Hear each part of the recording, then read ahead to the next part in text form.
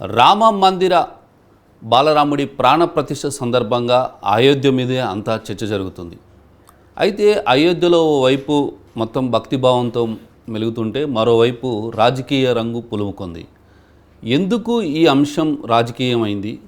ఈ అంశంలో రాజకీయాలు ఎందుకు వచ్చాయి? దీంట్లో అసలు ఏం జరుగుతోంది? దేశవ్యాప్తంగా ఈ అంశాన్ని ఎందుకు రాజకీయ పార్టీలు విభిన్న కోణాల్లో చూస్తున్నాయి అనే అంశాలపై ఈరోజు మనతో మాట్లాడడానికి స్టూడియోలో ఉన్నారు ప్రముఖ రాజకీయ విశ్లేషకులు ప్రొఫెసర్ నాగేశ్వర్ గారు. నాగేశ్వర్ గారిని అడిగి మరిన్ని విషయాలు తెలుసుకుందాం. నమస్తే నాగేశ్వర్ గారు. ఎందుకు అంటే ఆ అయోధ్య ఇప్పుడు ఎక్కడ చూసినా కానీ అయోధ్య అయితే అయోధ్యలో ఒకవైపు భక్తిభావం ఒక రకంగా ఉంటే మరోవైపు రాజకీయ కోణం కూడా జరుగుతోంది. రాజకీయంగా ప్రతి ఒక్క రాజకీయ నాయకులు ముఖ్యంగా మీడియా కూడా ప్రతి ఒక్కరిని అడుగుతున్నారు, మీరు ఎందుకు వెళ్ళట్లేదు, మీరు వెళ్తున్నారా, లేకపోతేనేమో ప్రతిపక్షాలేమో మీరు ఎప్పుడు వెళ్తున్నారు, మీరు ఎప్పుడు వెళ్ళట్లేదు. అధికార పార్టీ వాళ్ళని అడుగుతూనేమో ముఖ్యంగా భారతీయ జనతా పార్టీ వాళ్ళనేమో రామ మందిర ప్రాంత ప్రతిష్టకి ప్రతిపక్షాలు రావట్లేదు, దీని మీద మీరు ఏం చెప్తారు? ఇయే నడుస్తుంది, ఎందుకని ఇంత కాంట్రవర్సీ అయిందంటారు? చాలా దురదృష్టం. వాస్తవానికి భారతీయ సాంస్కృతిక వారసత్వంలో శ్రీరామచంద్రుడు మర్యాద పురుషోత్తముడు అని ఉత్తరాదిని అంటారు.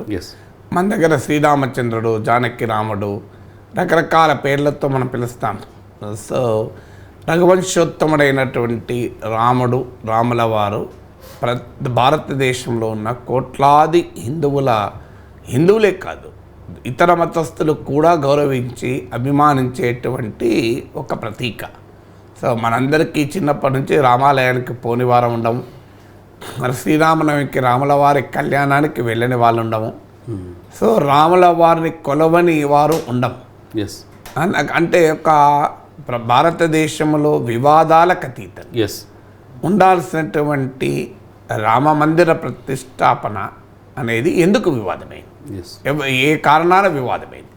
సో ఈ వివాదము హిందువులకు ఇతర మతస్థులకు మధ్య వివాదం కాదు. ఎందుకంటే ఆ వివాదం ఎన్నడో సుప్రీంకోర్టు తీర్పుతోనే ముగిసింది. సుప్రీంకోర్టు తీర్పుకు ముందు ఉన్న మాట నిజం.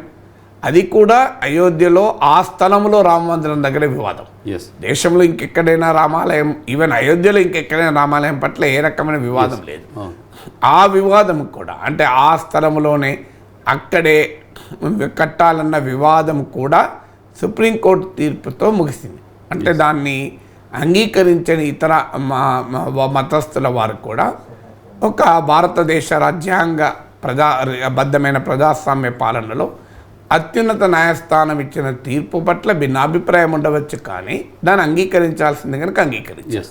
అందువల్ల ఇవాళ వివాదం వారి మధ్య కాదు, వివాదము పోనీ అంటే రెండవ సెక్షన్ చెప్తాను. అసలు దేవుణ్ణి నమ్మని, రాముల వారు దేవుడు అని అంగీకరించని వారికి, రామభక్తులుగా చెప్పబడుతున్న వారికి మధ్య వివాదం కూడా కాదు.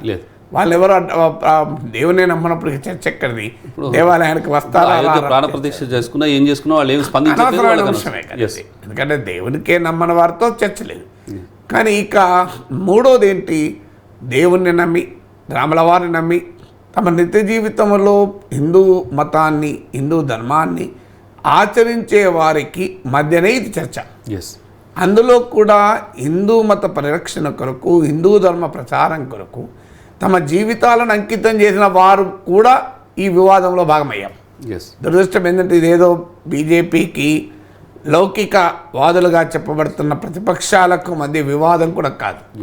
ఇది హిందూ ధర్మానికి, హిందూ మతానికి, లౌకికవాదానికి మధ్య ఘర్షణ కాదు. శంకరాచార్యుల వాళ్ళు వెళ్ళడం లేదు. దీన్ని ఏమని చెప్తాం మనం కాంగ్రెస్ వాళ్ళు వెళ్ళడం లేదా, కమ్యూనిస్టులు వెళ్ళడం లేదా అంటే మనకు దానికో వివరణ ఉంటుంది. కానీ శంకరాచార్యుల వారు వెళ్ళడం లేదు అంటే ఏంటి? ఆయనతో పాటు చాలా మంది మతాధిపతులు వెళ్ళడం లేదు. ఇప్పుడు మా నారాయణ రాణే కేంద్ర మంత్రి శంకరాచార్యుల వారు హిందూ ధర్మాన్ని చేసింది ఏంటి అని ప్రశ్నించారు. అక్కడి దాకా వెళ్ళారు. ఇక అంటే రాజకీయ నాయకులే మతాన్ని కాపాడుతున్నారు. మత పరమ పూజ్యులైనటువంటి ఆదిశంకరుని వారసత్వంగా తాత్విక చింతనకు కట్టుబడి ఉన్నటువంటి శంకరాచార్యుల వాళ్ళు కూడా ఈ ఆలయ ప్రారంభోత్సవ కార్యక్రమానికి మేము దూరంగా ఉంటున్నాం అనే స్థితి ఎందుకు రావాలి? ఇది ప్రశ్న మన ముందున్నది. ఆ స్థితి రాకూడదు కదా. ఆ స్థితి ఎందుకు వస్తుంది అంటే నిర్వహించడానికి ఎంచుకున్నటువంటి పద్ధతి వల్ల తప్ప రామాలయం పైన వివాదం కాదు, రాముడి గుడి మీద వెళ్ళకూడదని వెళ్ళకూడదని కాదు, ఈవెన్ అయోధ్యలో ఇప్పుడున్న చోట రామ మందిరం కట్టడంపై కూడా వివాదం కాదు. నేను అందుకే చెప్పింది, ఆ వివాదం కూడా ఎన్నడో ముగిసింది. ఇప్పుడు ఆ వివాదాన్నిలో శంకరాచార్యుల వారు ఎప్పుడు లేరు కదా, వాళ్ళు ఎప్పుడైనా అక్కడ మందిరం కట్టాలన్న వాళ్ళే కదా. మరి ఎందుకు వివాదమైంది? దీనికి చాలా ఆ ప్రశ్న మనం వేసుకుంటే మొత్తం విషయం మనకు అర్థమవుతుంది. వెళ్ళము అని కూడా చాలామంది అనట్లేదు, మేము వెళ్తాం కానీ ఇప్పుడు కాదు, తర్వాత వెళ్తాం, మాకు కుదిరినప్పుడు వెళ్తాం, మా గోత్ర ప్రకారం వెళ్తాం.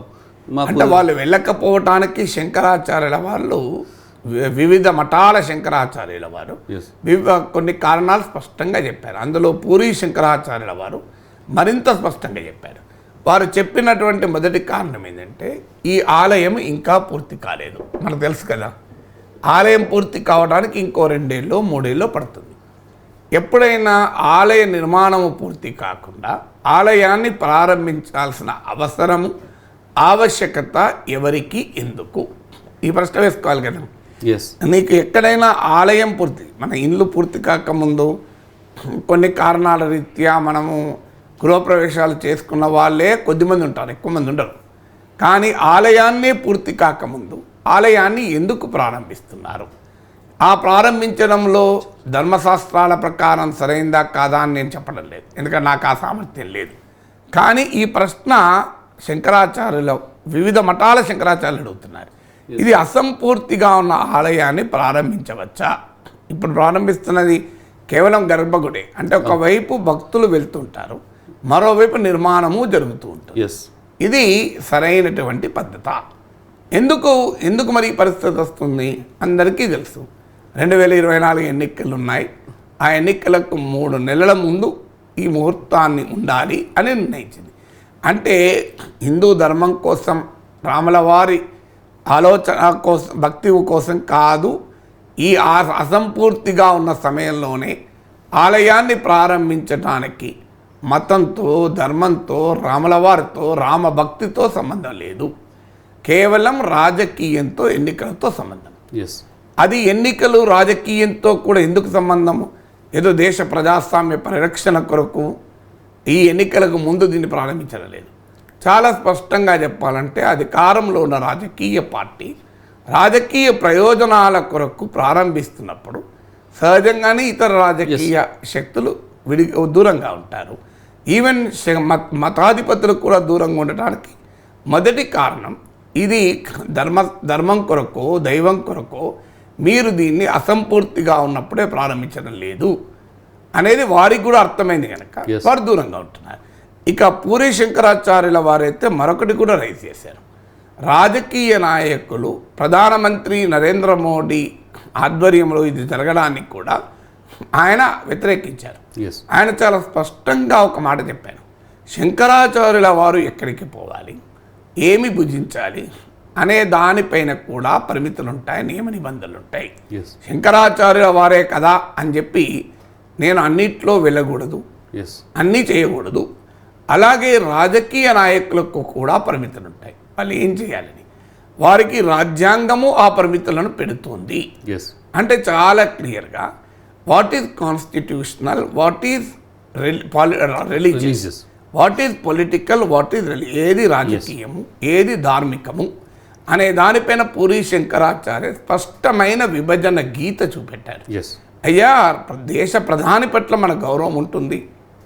ఒక ఉదాహరణకు ఒక పెద్ద ఇరిగేషన్ ప్రాజెక్టు కట్టాం, ఖచ్చితంగా భారత ప్రధానమంత్రి ప్రారంభించారు. ఇప్పుడు ముంబైలో అతిపెద్ద సముద్ర వారధి కట్టారు, దాన్ని శంకరాచార్యుల వారు ప్రారంభించాలని ఎవరు కోరుకోలేదు కదా, నరేంద్ర మోడీ ప్రారంభించాలని కోరుకున్నారు. మనం హైదరాబాద్ మెట్రోను చిన్నజీయర్ స్వామి ప్రారంభించలే, నరేంద్ర మోడీ ప్రారంభించారు. మరి నరేంద్ర మోడీ కన్నా ఈ దేశంలో గొప్ప ఆధ్యాత్మికవేత్తలు ఉన్నా వారితో ముంబాయి సముద్రం పైన పొడవాటి బ్రిడ్జిని మనం ప్రారంభింపజేసుకోలేదు. తెలుగు గడ్డ పైన గొప్ప ఆధ్యాత్మిక విద్వాంసులు, మత గురువులు ఉన్నా వారి చేత మనం మెట్రో ప్రారంభించుకోలేదు. ఎందుకు? అవి మెట్రో కనుక, అది అభివృద్ధి ప్రాజెక్టులు కనుక, అది ఎంతటి గొప్ప ఆధ్యాత్మిక విద్వాంసులైనా వారు కాదు ప్రారంభించాల్సింది, దేశ ప్రజలు ఎన్నుకున్న ప్రధానమంత్రి ప్రారంభించాలని కోరుకున్నా. అలాగే ప్రధానమంత్రి ఎంత గొప్పవాడైనా మతపరమైన, ధార్మికపరమైన అంశాలలో ప్రధానమంత్రి కన్నా గొప్పవారు ఎవరంటే ఆధ్యాత్మిక విద్వాంసులు. ఎస్. సో ఈ ఆగమ శాస్త్ర నిపుణులు ఈ మతపరమైన అంశాలపైన సమగ్రమైన అవగాహన నుండి తమ జీవితాల్ని ధర్మం కొరకు దైవం కొరకు అంకితం చేసి వివాదాలకు అతీతంగా హిందూ ధర్మ ప్రచారం కొరకు హిందూ ధర్మ ప్రతిష్టాపన కొరకు జీవితాలను అంకితం చేసిన మహనీయులు చాలామంది ఉంటారు. వారు ప్రారంభించడం అంటే ఏదో నరేంద్ర మోడీని అవమానించడం కాదు. ఎస్. సో ఒక్కొక్క దానికి ఒక్కొక్క పద్ధతి ఉంటుంది. ఏ పద్ధతి ఎవరు చేయాలి అనే దానికి ధర్మరీత్యా కావచ్చు, రాజ్యాంగ రీత్యా కావచ్చు, ఆ పద్ధతులు మనకు ఉంటాయి. అది కదా పూరి శంకరాచార్యులు చెప్పింది. అందుకొరకు ఆయన మీద కూడా కోపం వచ్చింది. అందువల్ల ఇక్కడ అంటే ఇక్కడ ఖచ్చితంగా ఒక గీత అయితే కనిపించింది. అంటే ప్రాణప్రతిష్ఠకు వెళ్ళేవారు ఒకళ్ళు, వెళ్ళని వారు ఒకళ్ళు. వెళ్ళేవాడు వెళ్ళని వాళ్ళ మీద విమర్శలు, వెళ్ళని వారి మీద వెళ్ళేవారు విమర్శలు. ఎందుకు అనిపించిందంటే గీత ఉండాల్సిన గీత లేకుండా చేశారు కనుక, గీత చెరిపేశారు కనుక. ఆ గీత ఏంటంటే మతము రాజకీయం, రాజ్యాంగబద్ధము ధార్మిక అంశం. ఈ రెండింటి మధ్య గీతను చెరిపివేశారు కనుక రాజకీయపరమైన గీత వచ్చింది. అంటే 2024 ఎన్నికలకు కొద్ది నెలల ముందు ఒక రాజకీయ పార్టీ ప్రయోజనాలకు అనుగుణంగా దాని సమయాన్ని నిర్ణయించారు, నిర్వహించే తీరును నిర్ణయించారు.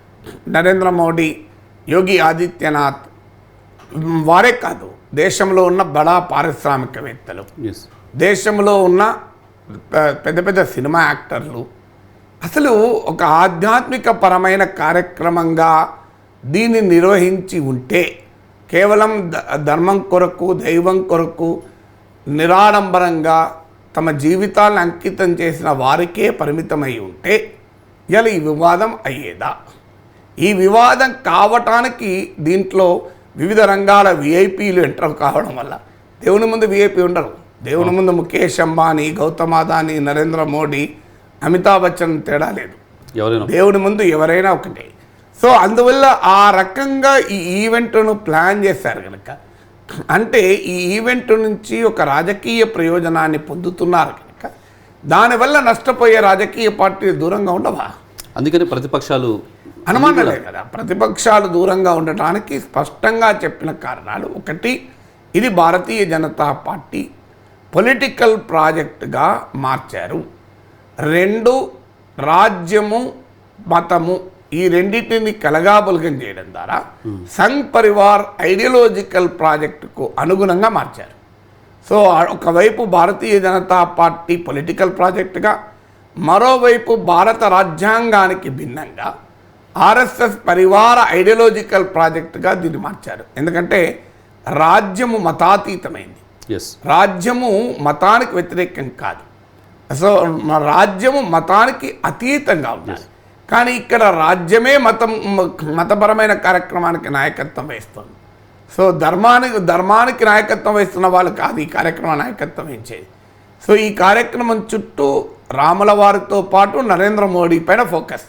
మీరు రేపు లైవ్లో కూడా చూడండి, నా నమ్మకం ప్రధానమంత్రిని ఫోకస్ చేస్తూ లైవ్ ఎంత ఉంటుందో చూడండి.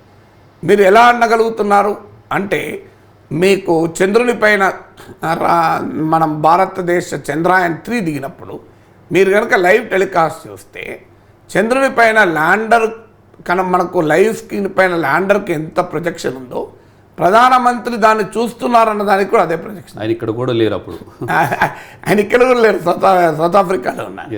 అంటే మీరు మాట్లాడిన వ్యక్తులు కూడా చూస్తే ఇస్రో చైర్మన్ నిమిషం కూడా మాట్లాడలేదు, వెంటనే ప్రధానమంత్రి మాట్లాడారు. అంటే ఆ కార్యక్రమానికి నాయకత్వం వహించింది రోదసీ శాస్త్రవేత్తలు, వాస్తవంగా చంద్రయాన్ 3.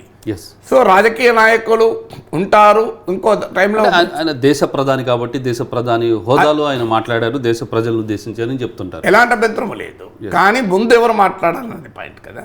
ముందు శాస్త్రవేత్తలు దాని ప్రాధాన్యత వివరించాలి, శాస్త్రవేత్తలను అభినందించాలి. స్క్రీన్ పైన మీకు శాస్త్రవేత్తలు కనిపించలేదు, ల్యాండరు ప్రైమ్ మోడీ కనిపించాడు. సో స్క్రీన్ పైన దాన్ని రూపకల్పన చేసిన శాస్త్రవేత్తలు కనుక కనిపిస్తే అయ్యా వీరు కదా దీన్ని రూపొందించారు అని ఆనందం కలుగుతుంది. అయినా కూడా దేశ ప్రధాని దాని నాయకత్వం వహించాలని ఎవరు అభ్యంతరం చెప్పలేదు ఇప్పటికీ కూడా. ఎందుకంటే అది చంద్రయాన్ 3, అది భారతదేశ గర్వపడే అంశం. భారత ప్రజలు ఎన్నుకున్నటువంటి ప్రధానమంత్రి. ఎస్. కానీ ఇక్కడికి వచ్చేవరకు ఏంటంటే ఇప్పుడు రేపు గనక నేను ఈరోజే చెప్తున్నాను, లైవ్ టెలికాస్ట్లో గనక రాముల వారిని ప్రొజెక్ట్ చేయడం మానేసి తగ్గించి నరేంద్ర మోడీని గనక ప్రొజెక్ట్ చేస్తే గనక దాని మించిన ధర్మద్రోహం ఇంకోటి ఉండదు. ఎందుకంటే దాని మించిన దైవద్రోహం ఇంకోటి ఉండదు.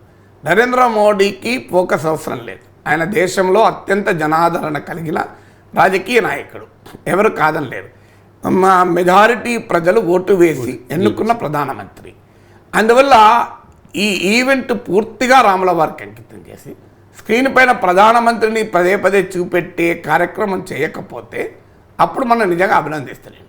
కానీ ఇప్పటి వరకు జరుగుతున్న వ్యవహారం మొత్తం చూడండి మీరు, రాముల వారి కార్యక్రమం, నరేంద్ర మోడీ కార్యక్రమం, ఈ రెండు ఒకే లెవెల్లో ప్రమోట్ అవుతున్నాయి. ఎందుకంటే మా దగ్గర ఇక్కడ మేము ఉంటున్న చోటికి కూడా వచ్చారు అక్షంతలు పెట్టుకొని. నేను ఆశించింది ఏంటంటే అక్షంతలు ఇచ్చి రాముల వారి గొప్పతనాన్ని, రామాయణ కావ్యంలో ఉన్నటువంటి గొప్పతనాన్ని మాత్రమే చెప్తారు అనుకున్నాను. ఎందుకంటే రాముల వారి గురించి తనివి తీరా వినేవారు ఉన్నారు. గంటల కొరడి చెప్పినా కూడా ఆనందాన్ని కలిగించేటువంటి రాముల వారి చరిత్ర మనకు అందరికీ తెలుసు. సో అది చెప్తారనుకున్నాను. కానీ రాముల వారి నుంచి కొద్ది మాటలు చెప్పి కాంగ్రెస్ పార్టీ ఈ కార్యక్రమాన్ని బహిష్కరిస్తోంది, చూడండి కాంగ్రెస్ పార్టీ స్వభావం ఏంటి, ఈ రామ మందిరం రావడానికి నరేంద్ర మోడీ కారణం, నరేంద్ర మోడీకి ఓటు వేయండి అని చెప్పారు. మాకొచ్చిన అనుమానం ఏంటంటే అక్షంతలు ఎవరిపైన ఇవ్వమంటున్నారు, ఎవరిని పూజించమంటున్నారు, రాముల వారినా నరేంద్ర మోడీని అర్థం కాదు. రాముల వారి కార్యక్రమంలో కాంగ్రెస్ పార్టీని విమర్శించడము, కమ్యూనిస్టులను విమర్శించడము, ప్రతిపక్షాలను విమర్శించడము, నరేంద్ర మోడీకి ఓటు వేయమని చెప్పడం. ఓటు వేయడానికి సమయం ఉంది, ఇంకా ఎన్నికలు రాలే. ఇది ఓట్ల కోసం పెట్టిన మందిరం అని ఇండైరెక్ట్ గా మళ్ళీ వాళ్ళే చెప్తున్నట్టుగా. ఇప్పుడు ఇంతకన్నా ఎక్కువ, ఇప్పుడు నువ్వు వచ్చింది అక్షంతలు ఇవ్వటానికి, ఓటర్ స్లిప్లు ఇవ్వడానికి కాదు. అక్షంతలు ఇవ్వటానికి వచ్చి మరొక రాజకీయ పార్టీని తిట్టి నరేంద్ర మోడీకి ఓటు వేయమని చెబితే అది రాముల వారి కార్యక్రమం అవుతుందా, రాజకీయ కార్యక్రమం అవుతుందా? సో దాంతో ఆటోమేటిక్గా, ఎందుకంటే రాముల వారి అక్షంతలు స్వీకరించటానికి ప్రతి హిందువు గర్వపడతాడు, ప్రతి హిందువు అనుభూతి పొందుతాడు, ఒక అద్భుతమైన అనుభూతి పొందుతాడు. కానీ నరేంద్ర మోడీ అంటేనో కాంగ్రెస్ అంటేనో అందరికీ సమానమైన అనుభూతి రాదు. అందువల్ల ఏం జరిగింది, ఎప్పుడు సార్వజనీన అనుభూతి అంటే దేశంలో ఉన్న కోట్లాది హిందువులకు సమానంగా ఆ అనుభూతి కలిగేటువంటి రామనామ జపాన్ని దాన్ని సమాజంలో కొద్ది మంది హిందువులు మాత్రమే, వాళ్ళు మెజారిటీ కావచ్చు, మెజారిటీ కూడా కాదు, ఎందుకంటే ఏ రాజకీయ పార్టీకి 50% ఓట్లు రావు. సో అంటే మెజారిటీ అనుకున్నా కూడా మొత్తం హిందువులు కారు.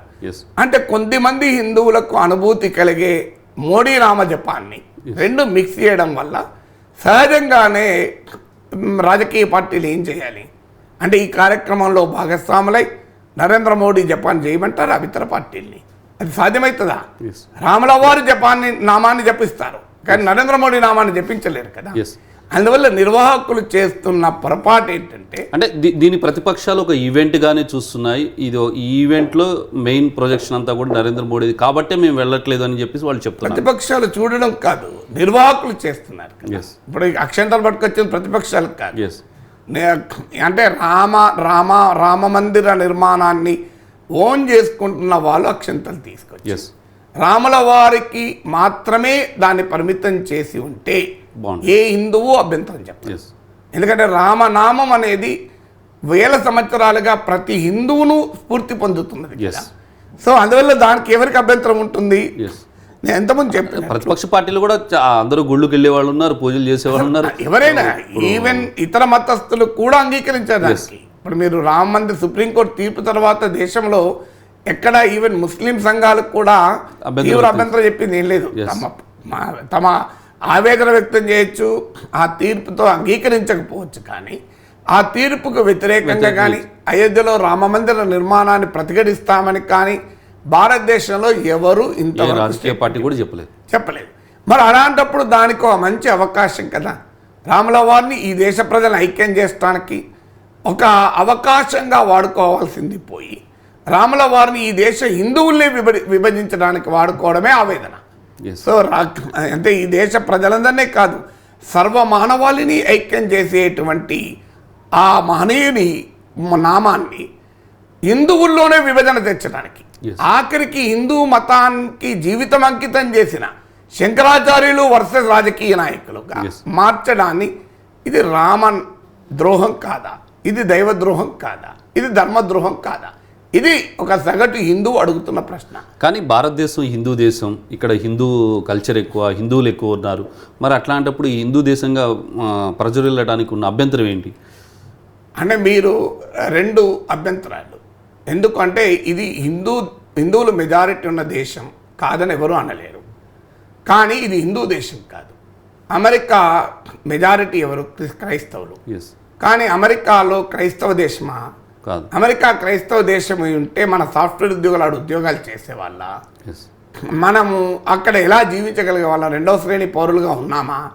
ఇవాళ అమెరికాలో మన బిడ్డలు వెళ్ళి ఆడ ఆలయాలు నిర్మించుకోగలుగుతున్నారు, పూజలు చేసుకోగలుగుతున్నారు, క్రైస్తవులతో సమానంగా పోటీ పడి ఉద్యోగాలు తెచ్చుకోగలుగుతున్నారు. ఎక్కడన్నా మనకు వివక్ష. గుళ్ళు కూడా కట్టారు, అవి కూడా చేస్తున్నారు ఆధ్యాత్మిక. ఈవెన్ అమెరికాలోని వైట్ హౌస్లో కూడా దీపాలు జరుపుతారు.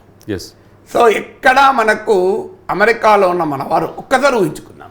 ఎస్. అమెరికా మెజారిటీ క్రైస్తవులు, నాన్ క్రిస్టియన్స్ బయట నుంచి వచ్చిన వాళ్ళే హిందూస్. ఎస్. అమెరికాలో ఒరిజినల్గా హిందూస్ లేరు. బయట నుంచి వచ్చినటువంటి ఇమిగ్రెంట్స్ వాళ్ళ మా హిందువులు అక్కడే ఉన్న చాలా ఏళ్ళుగా ఉన్న వాళ్ళు క్రిస్టియన్స్. కానీ అది క్రిస్టియన్ కంట్రీ అయి హిందూ పౌరులుగా మీరు రెండవ శ్రేణి పౌరులుగా ఉండమంటే మన సాఫ్ట్వేర్ ఉద్యోగులంతా ఆనందంగా దాన్ని అంగీకరించేవాళ్ళ, వాళ్ళ తల్లిదండ్రులుగా కుటుంబ సభ్యులుగా ఉన్న మనం అంగీకరించేవాళ్ళం. మరి అమెరికా అలా ఉండడానికి మనం ఆహ్వానిస్తున్నాం. అమెరికా నాగరికతను చూసి మనం గర్వపడుతున్నాం. బ్రిటన్లో ఒక ప్రాక్టీసింగ్ హిందూ అంటే ఏమాత్రము దాచుకొని హిందూ భావాలను బహిరంగంగా చెప్పేటువంటి, సో అలాంటి రిషి సునక్ ప్రైమ్ మినిస్టర్ అయితే మనం గర్వపడ్డాం.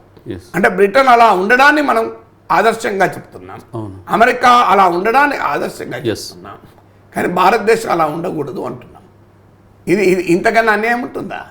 అంటే నా దేశము తరతరాలుగా ఉన్నటువంటి సంస్కృతి ఏంటి, సాంప్రదాయం ఏంటి, ఎందుకు ఈ హిందూ మతం ఆధారంగా రాజ్యం దేశం అయితే తప్పేంటి అని అంటున్నారు. నిజంగానే మనము ప్రపంచంలో అనుభవాలు చూద్దాం. మతం ఆధారంగా అయిన రాజ్యాలు, ఇప్పుడు ఇస్లాం మతవాదం ఆధారంగా అనేక దేశాలు ఇస్లామిక్ దేశాలు ఉన్నాయి. కానీ ఇలా ఇరాన్కు పాకిస్తాన్కు మధ్య ఎందుకు ఘర్షణ జరుగుతుంది? ఇరాన్ ఇరాక్ల మధ్య ఎందుకు 10 ఏళ్ళు యుద్ధం జరిగింది? ఎందుకు మీకు సౌదీ అరేబియాకు యెమెన్లోని హూతీ తిరుగుబాటుదారులకు మధ్య యుద్ధం జరిగింది? వీళ్ళంతా హిందువులే కదా, వీళ్ళంతా ముస్లింలే కదా. సో వీళ్ళంతా ముస్లిం. సౌదీ అరేబియాకు ఇరాన్కు ఎందుకు దేశం? ఎందుకు షియా మిలీషియా సున్నీ తీవ్రవాదులను చర్చించుకుంటున్నాం? అంటే హిందువుల ముస్లింలంతా ఒక్కటే, ఇస్లామిక్ రాజ్యమే ఒక్కటే అయి ఉంటే మరి ఈ సమస్య వచ్చేదే కాదు. అందువల్ల మీకు యూరప్లో బ్రిటన్ క్యాథలిక్లుగా ఇంగ్లీష్ మాట్లాడేవారుగా, ఫ్రాన్స్ ప్రొటెస్టెంట్లుగా ఫ్రెంచ్ మాట్లాడే వాళ్ళ చరిత్రలు ఎందుకు కొట్టుకున్నారు? ఇద్దరు క్రిస్టియన్సే కదా, మరి ఎందుకు కొట్టుకోవాలి?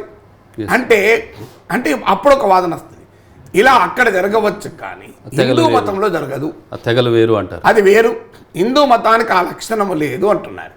ఆ లక్షణమే లేకపోతే హిందూ మతంలో కూడా మనము అందరినీ ఐక్యం చేయగలిగితే ఏ రకమైన హిందూ మతం ఐక్యం చేయగలుగుతుంది?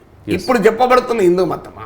ఇప్పుడు గాంధీ మహాత్ముడు కూడా హిందువే, ఏ శ్రీరామ్ అనుకుంటూ తన తుది శ్వాస విడిచాడు. కానీ గాంధీజీ చెప్పింది ఏంటి? వివేకానందుడు చెప్పిన హిందూ మతం ఏంటి?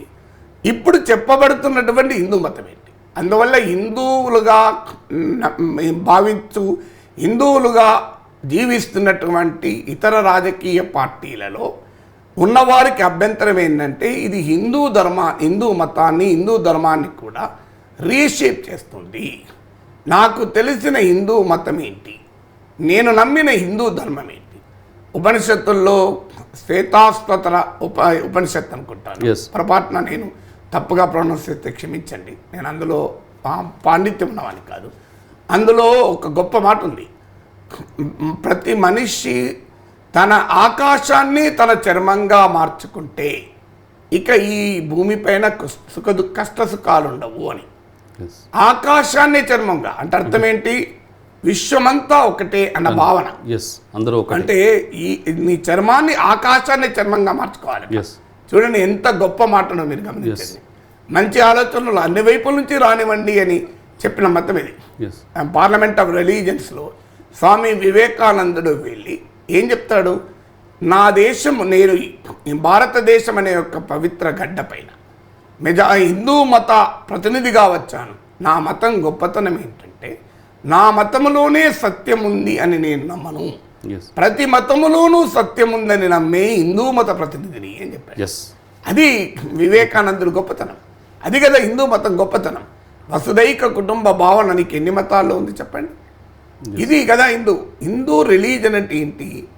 అసలు సర్వేపల్లి రాధాకృష్ణ అంటాడు, అనేక విశ్వాసాల సమారాహం. మీకు మనము ప్రహ్లాదుని శ్లోకం ఉంటాం, ఇందుగలదందులేదని సందేహంబు వలదు చక్రి సర్వోపగతంబు ఎన్నెందు వెలికిన అందందు గలదు దానవాగ్రణి అంటారు. ఇది కూడా ఎవరైనా తప్పుగా చదివి క్షమించండి. ఎందుకు అంటున్నాను అంటే హిందూ మతం యొక్క గొప్పతనం ఏంటంటే ఈశ్వరుడు నిర్వికారుడు, ఈశ్వరుడు సర్వంతర్యామి. నాలో ఈశ్వరుడు ఉన్నాడు, నీలో ఈశ్వరుడు ఉన్నాడు, రాతిలో ఈశ్వరుడు ఉన్నాడు, రప్పలో ఈశ్వరుడు ఉన్నాడు, సజీవ పదార్థంలో ఈశ్వరుడు ఉన్నాడు, నిర్జీవ పదార్థంలో ఈశ్వరుడు ఉన్నాడు. ఇది కదా హిందూ మతం చెప్పిన ఈశ్వర తత్వం. అందుకే కదా హిరణ్యకశిపుడు మరి ఈ స్తంభంలో ఉంటాడా అంటే నువ్వు చూడగలిగితే ఆ స్తంభంలో కూడా ఉంటాడని చెప్తాడు ప్రహ్లాదుడు. అందువల్ల ఇది నీకు భగవద్గీతలో 7వ అధ్యాయంలో 21వ శ్లోకంలో శ్రీకృష్ణ పరమాత్మ చాలా గొప్పగా చెప్తాడు. ఎవరు ఏ రీతిలో ఏ దేవుణ్ణి ప్రార్థిస్తే పూజిస్తే వారిలో ఆయా దేవుల పట్ల విశ్వాసాన్ని నేనే కలిగిస్తాను అర్జున అన్నాడు. అంటే హిందూ ధర్మం యొక్క విశాలమైన సార్వజనీనమైన విశ్వజనీనమైన స్వభావం ఇది. ఇలాంటి అనేక ఉదాహరణలు మనకి హిందూ మతంలో దొరుకుతాయి. ఇట్లాంటి ఒక్కటి కాదు, అంటే మొత్తం మానవాళినే కాదు సమస్త జీవరాశుల పట్ల ఒక సమాన దృక్పథాన్ని కలిగి సామరస్యమైన విశ్వాన్ని కోరుకున్న ధర్మము మతము హిందూ మతం. ఇలాంటి మతాన్ని కాంగ్రిగేషనల్ రిలీజన్, మీకు ఇతర మతాలు క్రైస్తవ మతంలో ఇస్లాంలో నీకు ఒక మత గ్రంథం ఉంటుంది, హిందువులో ఒక మత గ్రంథం లేదు. అందువల్ల భగవద్గీతను చదివే వాళ్ళు ఉంటారు, రామాయణం చదివే వాళ్ళు ఉంటారు, మహాభారతం చదివే వాళ్ళు ఉంటారు, దేవి భాగవతం చదివే వాళ్ళు ఉంటారు, రకరకాలు చదివే వాళ్ళు ఉంటారు, పురాణ ఇతిహాసాలు ఉపనిషత్తులు. అసలు ఏవీ చదవకుండా కళ్ళు మూసుకొని దైవాన్ని ధ్యానించే వాళ్ళు కూడా ఉంటున్నారు. అంటే భారతదేశంలో గొప్పతనం ఏదో ఒక రాయిని కూడా దేవుడుగా మలుచుకొని అక్కడే పూజ చేసి అక్కడే ఇచ్చేసేవాళ్ళు. రాయినే కాదు, చెట్టును కాదు, పుట్టను కాదు, గాలిని, నీటిని. ఇవాళ గాలి ఒక దేవుడు, వాయుదేవుడు. వర్షం ఒక దేవుడు, వరుణ దేవుడు. సో పంచభూతములు దేవుడు, అగ్ని ఒక దేవుడు, పంచభూతం వృక్షం ఒక దేవుడు, నది ఒక దేవత. సో ఇలా పంచభూతములను కూడా దైవముగా భావించినటువంటి, అంటే ఎక్కడా హిందూ ధర్మము అంటే ఇలా అసలు జీవితంలో గుడికి పోనివాడు కూడా హిందువే. అవును, అసలు నాస్తికుడు కూడా హిందువే. హిందూ మతం కాదు, హిందూ ధర్మం, అదొక జీవన విధానం. కానీ ఇలాంటి దాన్ని ఇక్కడ చాలామంది కూడా గుడికి, మీరు ఇందాక అన్నట్టుగా గుడికి వెళ్ళినా వెళ్ళకపోయినా కానీ హిందూని ధర్మాన్ని వ్యతిరేకించరు, హిందూ మతాన్ని వ్యతిరేకించరు, అదేవిధంగా ఇతర మతాలను కూడా కించపరచరు. కానీ ఇలాంటి ఇతర మతాలను కించపరచరు కాదు. భగవద్గీతలో శ్రీకృష్ణ పరమాత్మ చెప్పింది అదే నేను చెప్పేది. అయ్యా ఎవరు ఏ దేవుళ్ళను భక్తి శ్రద్ధలతో గనక పూజిస్తే వారికి ఆయా దేవులలో విశ్వాసాన్ని, శ్రీకృష్ణుడు నాలో విశ్వాసాన్ని అనలే మీరు గమనించి, వాళ్ళు ఏ దేవుళ్ళను ఎవరు భక్తి శ్రద్ధలతో కొలిచినా ఆయా దేవుళ్ళలో విశ్వాసాన్ని నేనే కల్పిస్తాను అన్నాడు. మీరు మన గూగుల్లో కూడా దొరుకుతుంది, కొట్టండి, అధ్యాయం 27, 21వ శ్లోకం. సో అంటే ఇది కదా భగవద్గీత చెప్పింది. కానీ ధర్మ సంసదల పేరిట ఇది చెప్తున్నారా? ఎస్ ఎంతటి హింసాకాండను, ఎంతటి విద్వేషాన్ని చెప్తున్నారు కదా. అలాంటి హింసాకాండను, విశ్వాసాన్ని అంగీకరిస్తారా? గాంధీజీ నమ్మిన రామనామములో అంటరానితనానికి పట్ల వ్యతిరేకత, లింగ వివక్ష పట్ల వ్యతిరేకత, మీకు గాంధీ నమ్మినటువంటి మా హిందూ ధర్మంలో మనకు కనబడుతుంది. కానీ ఇవాళ హిందూ ధర్మ ప్రచారం కోసం రాజకీయాల్ని, మతాన్ని కలిపిన వారు నిజంగానే ఒక దళిత బిడ్డ పైన అత్యాచారం జరిగితే అదే రకంగా స్పందిస్తున్నారా? ఒక దళితుడిని ఆలయానికి రానివ్వనంటే అదే రకంగా స్పందిస్తున్నారా? కులాంతర విహారం చేసుకున్న బిడ్డల్ని పరువు పేరిట హత్యలు చేస్తుంటే అదే రకంగా స్పందిస్తున్నారు. వాళ్ళంతా హిందువులే కదా. అంటే తోటి హిందువుల పట్ల జరుగుతున్న తరతరాల అణచివేతను అంగీకరిస్తున్నారు. అయినా భారతదేశంలో ఇతర మతాల వాళ్ళు ఎక్కడి నుంచి వచ్చారు? సో భారతదేశంలో కూడా ఎక్కడి నుంచి వచ్చారు? అంటే ఈ మతం పేరిట మతంలో ఉన్నదని అంటలేను. సో ఒక కుల వ్యవస్థను నిర్మించి ఆ కఠినమైన కుల వ్యవస్థలో తోటి హిందువులు అవమానిస్తుంటే ఆ అవమానాలను తట్టుకోలేక ఇతర మతాలకు వెళ్ళిన వారు కాదా? అందువల్ల ముందు చేయాల్సింది ఏంటి? అయ్యా, మతాల పట్ల ఈ కులాంతరమైన, కులరహితమైన హిందూ సమాజాన్ని నిర్మించాలి అని ప్రయత్నం ఎక్కడైనా జరుగుతుందా మీరు చెప్పండి? అది జరగడం లేదు కదా. అది కదా జరగాల్సింది. అందువల్ల కానీ నాగేశ్వర్ గారు, ఇక్కడ ఒక వాదన వస్తుంది. ఈ సెక్యులరిజం అనేది మనం వెస్ట్రన్ కంట్రీ నుంచి అడాప్ట్ చేసుకున్నాం. బ్రిటిష్ వాళ్ళు మనం పరిపాలించారు కాబట్టి ఈ సెక్యులరిజం వచ్చింది మన హిందూ దేశం. అసలు ఈ సెక్యులరిజంకి హిందూ తత్వానికి ఉన్నటువంటి ఇదేంటి? అసలు సెక్యులరిజం వెస్ట్రన్ కాదు. ఇప్పుడు మతం పేరిట జరుగుతున్నది వెస్ట్రన్. నాకు అర్థం కావాల్సింది, మీరు యూరోపియన్ హిస్టరీ చదవండి. యూరోపియన్ హిస్టరీలో జరిగింది ఏంటి? క్యాథలిక్లు, బ్రిటన్ క్యాథలిక్ అండ్ ఇంగ్లీష్. ఇప్పటికీ కూడా Britain Raju is also head of the church. Even today. Secular country అయినా. France Protestant, French. అంటే ఒక మతము, ఒక భాష పేరిట యూరోప్ కొట్టుకున్నది. యూరోప్లో జరిగినటువంటి యుద్ధాలు ఒక భాష, ఒక మతం. కానీ భారతదేశంలో అనేక భాషలు, అనేక మతాలు, అనేక రకాలైనటువంటి సాంప్రదాయాలు, ఆచారాలు. అసలు హిందూ మతంలోనే 3 దేవతలు, అనేక రకమైనటువంటి విశ్వాసాల సమాహారంగా హిందూ మతం. కానీ మీరు ఇవాళ అలా కాదు. హిందూ మతం అంటే ఇలాగే ఉండాలి, ఈ దేవుణ్ణే పూజించాలి, ఈ శ్లోకాన్నే చదవాలి, ఈ ఆహారాన్నే భుజించాలి. ఈ కార్యక్రమం ద్వారా మనం ఏం చేస్తున్నాం? హిందూ మతానికి ఉన్నటువంటి ఒక అద్భుతమైన స్వభావాన్ని మనం దాన్ని దెబ్బతీసి మా ప్రపంచంలో ఇతర మతాలలాగా కాంగ్రిగేషనల్ రిలీజన్గా మనం మారుస్తున్నాం. కాంగ్రిగేషనల్ రిలీజన్గా మార్చడం వెస్ట్రన్ అవుతుంది తప్ప మా భారతీయ హిందూ మతం కాదు కదా. ఇక సెక్యులరిజం అంటే ఇండియాలో చాలామందికి ఒక రాంగ్ నోషన్ ఉంటుంది. సెక్యులరిజం అనేది మతానికి వ్యతిరేకం కాదు. మతాన్ని ధ్వంసం చేయమని లౌకిక తత్వం చెప్పదు. మతాతీత సమాజాన్ని కాదు భారతీయ లౌకిక తత్వం కోరుకునేది. భారత రాజ్యాంగ లౌకిక తత్వం కోరుకునేది మతాతీత సమాజం కాదు, మతాతీత రాజ్యాన్ని మాత్రమే కోరుకుంటుంది. అందువల్లనే పూరి శంకరాచార్యులు గారు చెప్పింది అదే. అయ్యా, రాజ్యాంగం ప్రకారం ప్రధానమంత్రి మతాతీతంగా ఉండాలి, ముఖ్యమంత్రి మతాతీతంగా ఉండాలి. అంటే ప్రధానమంత్రికి మత విశ్వాసాలు ఉండకూడదని కాదు, ముఖ్యమంత్రి మత విశ్వాసాలు ఉండకూడదు కాదు. రాజ్య ప్రభు అధినేతగా ఉన్నప్పుడు ఆ మత విశ్వాసాలు అనేది ఉండకూడదు. అంటే రాజ్యానికి మాత్రమే మత విశ్వాసాలు ఉండవు. సో అందువల్ల ఒక వ్యక్తి తండ్రి స్థానంలో కూర్చున్నప్పుడు ఒక రకంగా మనం ప్రవర్తిస్తాం, కొడుకు స్థానంలో కూర్చున్నప్పుడు ఒక రకంగా ప్రవర్తిస్తాం. అందువల్ల ఈ 2 తేడా కదా.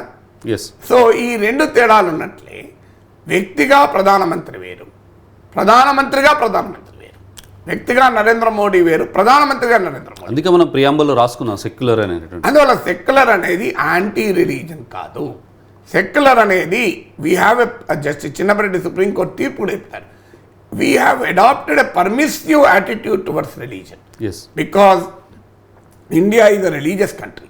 భారతదేశంలో మతభావాలు కలిగిన దేశం కనుక మనం మతం పట్ల వ్యతిరేక భావన మన లౌకిక తత్వంలో లేదు. మతం పట్ల వ్యతిరేక భావన కాదు, మతాల మధ్య సామరస్య భావన, మతాతీతమైన రాజ్య భావన మాత్రమే లౌకికతత్వం కోరుకుంటుంది. ఎస్ జవహర్లాల్ నెహ్రూ ప్రధానమంత్రి అయినప్పుడు ఆయన ఒక క్వశ్చన్ అడుగుతారు, మీకున్న అతిపెద్ద సవాల్ ఏంటంటే building a secular country in a deeply religious society అంటారు. ఎస్ అంటే ఒక బలమైన మత విశ్వాసాలు కలిగిన భారతదేశాన లౌకిక రాజ్యాన్ని నెలకొల్పడమే అతిపెద్ద సవాల్ అంటారు. ఎస్ అవును. అందువల్ల ఎక్కడా మతానికి, ఇప్పుడు గాంధీ మహాత్ముడు మతం గురించి ఏమన్నాడు, నేను హిందువును, ఎస్ నేను గీతను అనుసరించే నా జీవితాన్ని గడుపుతాను, అవును. కానీ నేను కోరుకునేది నా తోటి ముస్లిం ఖురాన్ ఆధారంగా, నా తోటి క్రైస్తవుడు బైబిల్ ఆధారంగా, నా తోటి సిక్కు గురు గ్రంథ్ సాహెబ్ ఆధారంగా వారు జీవితాన్ని గడపాలని నేను కోరుకుంటాను అన్నాడు. ఇది గాంధీ మహాత్ముడు ప్రవచించిన హిందూ మతం. ఎస్ మీకు దీనికి స్వామి వివేకానందుడు చెప్పిన హిందూ మతానికి తేడా లేదు. ఎస్ నేను ఏ మతం నుంచి ప్రతినిధిగా వచ్చానంటే నా మతములోనే సత్యం ఉందని కాదు, ఎస్ అన్ని మతాల్లో సత్యం ఉందని నమ్మేటువంటి మతానికి ప్రతినిధిగా వచ్చాను అన్నాడు. మీరు గాంధీ అన్న దాంట్లో వివేకానంద దాంట్లో తేడా లేదు. ఎస్ శ్రీకృష్ణ పరమాత్మ భగవద్గీతలో చెప్పింది కూడా తేడా లేదు. అదే అందుకే ఇంతకుముందు చెప్పింది అది. ఆ శ్లోకాన్ని, ఏ వ్యక్తులు ఏ దేవుళ్ళను భక్తి శ్రద్ధలతో పూజిస్తే వారిలో ఆయా దేవుళ్ళ పట్ల విశ్వాసాన్ని నేనే కలిగిస్తానన్నాడు శ్రీకృష్ణ పరమాత్మ. అది హిందూ ధర్మం అనేది. అందువల్ల ఇవాళ జరుగుతున్న వ్యవహారము వాస్తవానికి మతానికి హిందూ ధర్మానికి కూడా వ్యతిరేకం. హిందూ ధర్మ స్వభావాన్ని ఒక విద్వేషపూరిత మతంగా, ఒక అసహనంతో కూడిన మతంగా, ఒక విస్తృతమైన వైవిధ్యభరితమైన మతం కాకుండా చేస్తున్నటువంటి వ్యవహారము వాస్తవంగా హిందూ మతానికి కూడా ప్రమాదాన్ని తెస్తుంది. ఇవాళ ఆ రకమైన మీకు హిందూ మతం మరో 2000 ఏళ్ళు, మరో 20,000 ఏళ్ళు ఇలాగే ఉండాలని కోరుకున్న వారెవరూ కూడా వేల సంవత్సరాలుగా ఏ స్వభావం హిందూ మతాన్ని, హిందూ ధర్మాన్ని నిలబెట్టిందో దాన్ని వ్యతిరేకించకూడదు, దాన్ని కోరుకోవాలి. అందువల్ల అది కదా మన ఉన్న గొప్పతనం. ఇవాళ మతం ఒకటే కాదు, ఒక్కసారి ఈ మతపరమైన రాజ్యభావనలో ఇంకో సమస్య కూడా ఉంది. అది ఆధునిక రాజ్యాంగబద్ధమైన విలువలకు వ్యతిరేకం, రాచరికాన్ని సమర్థిస్తుంది. మీకు మతం ఎక్కడ కూడా గమనించండి, నేపాల్లో హిందూ దేశంగా ఉన్న రోజుల్లో ప్రజాస్వామ్యం లేదు. ఇస్లామిక్ దేశాల్లో ప్రజాస్వామ్యం ఎక్కడా లేదు, గమనించండి. ఎందుకు లేదు మరి? నేపాల్లో హిందూ దేశంగా ఉన్నప్పుడు రాజు పాలించాడు. భారతదేశంలో కూడా హిందూ మత భావాలను ప్రచారం చేసే రాజకీయ పార్టీలు నేపాల్లో రాచరికాన్ని సమర్థించారు. మన దగ్గర ఎందుకు? మీకు 1960s ఆనాటి ఇందిరాగాంధీ ప్రభుత్వము రాజభరణాలు రద్దు చేస్తే వ్యతిరేకించిన ఏకైక పార్టీ భారతీయ జనసంఘ్, ప్రస్తుత బీజేపీ. అంటే రాజులకు భరణాలు ఇవ్వాలని కోరుకున్నారు. అంటే మీకు మత రాజకీయాలకు, రాచరిక భావాలకు ఉన్న రిలేషన్షిప్ చెప్తున్నాను నేను. నేపాల్ ఉదాహరణ చెప్పాను, రాజభరణాలు. నిన్న కాక మొన్న సెంగోల్ ఏంటి? ధర్మదండమే కాదు, అది రాచరికానికి కూడా ప్రతీక. దాని ఆధునిక ప్రజాస్వామిక దేవాలయంలో పెట్టారు. అక్కడ పెట్టాల్సింది భారత రాజ్యాంగాన్ని. భారత రాజ్యాంగాన్ని పెట్టాల్సింది పోయి రాచరికానికి మతపరమైన శాంక్షన్ ఇచ్చినటువంటి సెంగోల్ని తీసుకెళ్ళి పెట్టారు. అంటే అది పెట్టి మళ్ళీ ఏమన్నాడు అమిత్ షా తమిళనాడుకి వెళ్ళి, సెంగోల్ పెట్టినందుకు మాకు ఓట్లేయండి అన్నాడు. అంటే సెంగోల్ పెట్టడమైనా రామ మందిరాన్ని నిర్మించడమైనా ఓట్ల కొరక. ఇప్పుడు అదే చెప్తున్నా, ప్రతిపక్షాలు కూడా అదే చెప్తున్నా. కేవలం ఈ ఈవెంట్ ద్వారా భారతీయ జనతా పార్టీ రేపు రాబోయే లోక్సభ ఎన్నికల్లో అత్యధికమైన సీట్లు తేల్చుకోవాలనేటువంటిది నిజంగా ఆ పరిస్థితి ఉందా? అంటే భారతదేశంలో కేవలం మతపరంగా ఓట్లు పడేటువంటి అవకాశం ఉంటుందా? అంటే మనకి ఇక్కడ మతం ఒకటే కాదు, మనకు అర్థం కావాల్సిందంటే నేను ఇంతకుముందు చెప్పినట్లు మతరాజ్యములో ఆధునిక ప్రజాస్వామ్యానికి వ్యతిరేకంగా రాచరికాన్ని అంగీకరించే స్వభావం ఉంటుంది. అది ఇక్కడే కాదు, ప్రపంచంలో ఎక్కడైనా మతరాజ్యం రాచరికాన్ని కోరుకుంటుంది. అందుకే మీరు గమనించండి, కాశీలో నరేంద్ర మోడీ ఒక కార్యక్రమాన్ని ప్రారంభిస్తే పురోహితులు రాజాసాహెబ్కు జై అన్నారు. అంటే ఇది ఎక్కడ, ఏ లక్షణం ఇది? రాచరిక లక్షణం అది. ఎందుకంటే రాచరికంలోనే రాజుకు జై అంటారు, ప్రజాస్వామ్యంలో రాజుకు జై అన్నారు. ఎస్ మతంలో కూడా రాజుకు చేయను, దైవానికి మాత్రమే చేయాలి. అవును, దైవం.